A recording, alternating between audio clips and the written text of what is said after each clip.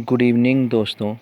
मैं आज जिस विषय के ऊपर आपके समक्ष चर्चा करूंगा वो है वेस्टर्न पॉलिटिकल थॉट में निकोलस मैकियावेली, जो कि एक इटालियन विचारक थे, थिंकर थे। आज हम इनके बारे में आपके समक्ष चर्चा करेंगे। तो सबसे पहले आपको जानना ज़रूरी है कि निकोलस मैकियावेली का जन्म जो था 1469 में इटालियन के फ्लोरेंस नामक नगर में हुआ था। तो ये जो जन्म हुआ था उस समय इटली का पुनर्जागरण था। इटली के कई प्रकार की छापेखानियों का, समुद्री यात्राओं का उस समय का दौर था। तो उस समय इनका जन्म हुआ था। इनकी जो प्रसिद्ध रचना है द प्रिंस, इनकी जो प्रसिद्ध रचना है, इन्होंने इटली के एक प्रसिद्ध शासक थे, लॉरेंज़ो मेडिसी नाम था उनका, इनके लिए उन्होंने समर्पित की। उन्हें उनकी जो परिवार था उनको खुश रखने के लिए इन्होंने ये पुस्तक लिखी है। तो मैं आपको बताना चाहता हूँ कि कम शब्दों में, मैं जितना कम शब्दों में आपको मैकियावेली के बारे में बता सकूँ मैं कोशिश करता हूँ। तो आगे हम चर्चा करेंगे इनके जो कि विचार जो हैं किस प्रकार के हैं, क्योंकि उस समय क्या था, उस समय जो अपने इटली छोटे छोटे राज्यों में विभाजित था। आपस में एक दूसरे जो प्रांत थे आपस में द्वेष थे, घृणा करते थे। तो मैकियावेली ने देखा कि अगर इन सभी को इकट्ठा किया जाए, एकत्रित किया जाए तो एक राष्ट्र का निर्माण किया जाता है। तो वो इससे पता चलता है कि वो एक राष्ट्रवादी भी थे। तो निकोलस मैकियावेली को आधुनिक युग का विचारक भी माना जाता है और इनको अपने युग का शिशु भी कहा जाता है। तो आपके लिए जानना ज़रूरी है। कई बार एनटीए नेट में पूछ ली जाती है कोटेशन, आमतौर पे ज़्यादातर यही पूछा जाता है, कोटेशन पूछ ली जाती हैं या फिर कोई थॉट दिया जाता है कि ये लाइन किसकी है, किसने बोली है। तो आधुनिक युग में जो निकोलस मैकियावेली थे उनको जो अपने युग का शिशु भी कहा जाता है। तो ये आपके लिए जानना ज़रूरी है कि ये किसने कहा है। ये डार्विन ने कहा है। डार्विन ने इनको अपने युग का शिशु भी कहा है। तो सेवाइन क्या कहते हैं? सेवाइन कहते हैं कि अगर मैकियावेली का जन्म कम जो पुनर्जागरण था उससे बाद हुआ होता, इटली का जो कुछ समय बाद हुआ होता, तो उनके विचार अलग होते, उनके विचारों में कुछ अलग ही झलक देखने को मिलती। तो ये सेवाइन का कहना था। तो मैकियावेली जो है मानव स्वभाव को बताते हैं कि मानव स्वभाव कैसा था उस समय। तो उस समय जो मानव स्वभाव था काफ़ी स्वार्थी था, डरपोक था, लालची था। मतलब कि आपके लिए जानना ये भी ज़रूरी है कि जब भी हम मैकियावेली के बारे में बात करते हैं तो ये जो विचारक हैं, ये विचारक हैं आदर्शवादी नहीं होकर ये एक रियलिस्ट जिसे बोलते हैं, एक व्यवहारिक वास्तविक जो वर्तमान की ही बात करते हैं।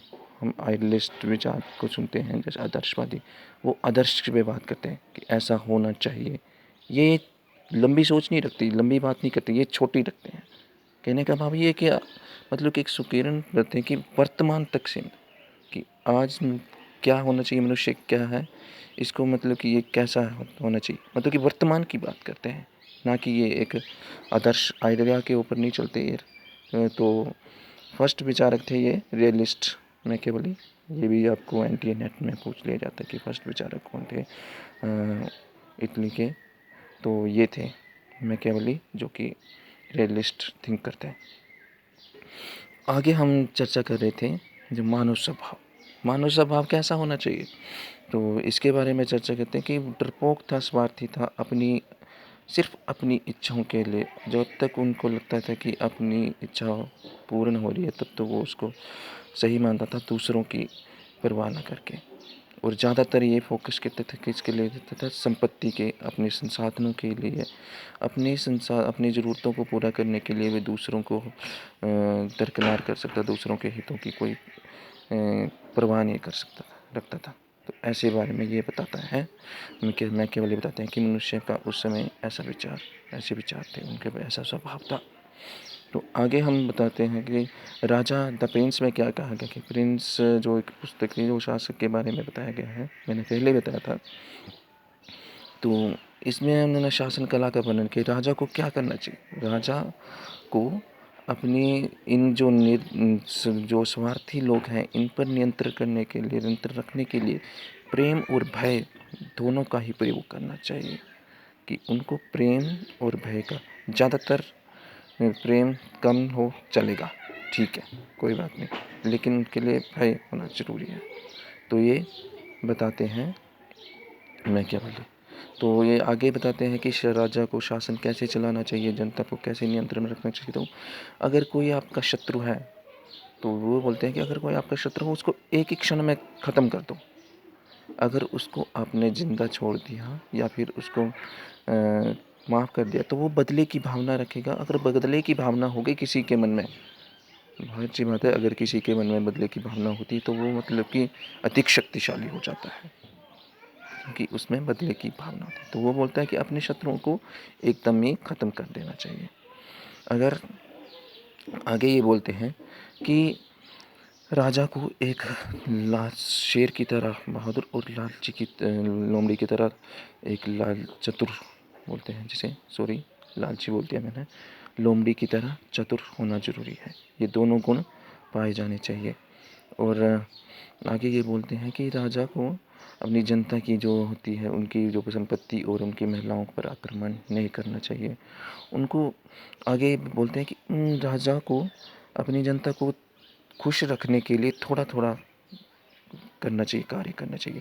अगर जनता क्या है, जनता काफ़ी अपने स्वार्थी है। अगर उसको अपना स्वार्थ पूरा हो गया तो वो मतलब कि राजा के बारे में नहीं जाने कि इसने हमारे लिए क्या किया। तो राजा को थोड़ा थोड़ा करके उसको उनकी ज़रूरतों को पूरा करना चाहिए। जैसे हम भारत की बात लेके कि हम आम चुनाव होते हैं, ठीक है, जब चुनाव आते हैं तब कोई भी जो की सरकार होती है वो वादे करती है, पार्टी होती है, जब कोई भी पार्टी होती है वो वादे करती हैं कि हम आपके लिए ये करेंगे, लेकिन जब वो जीत जाती है तो उनका जनता का उनके ऊपर का आकर्षित होता है, ध्यान होता है कि नहीं ये सरकार आई थी, इन्होंने वादा किया था। तो वो शुरू में तो वो कर देते हैं, वो ज़रूरतों को कुछ थोड़ा थोड़ा करके पूरा कर देते हैं, लेकिन बाकी का बीच में रहने देते हैं। जनता को लगता है कि नहीं थोड़ा कर दिया है, आगे भी कर देंगे।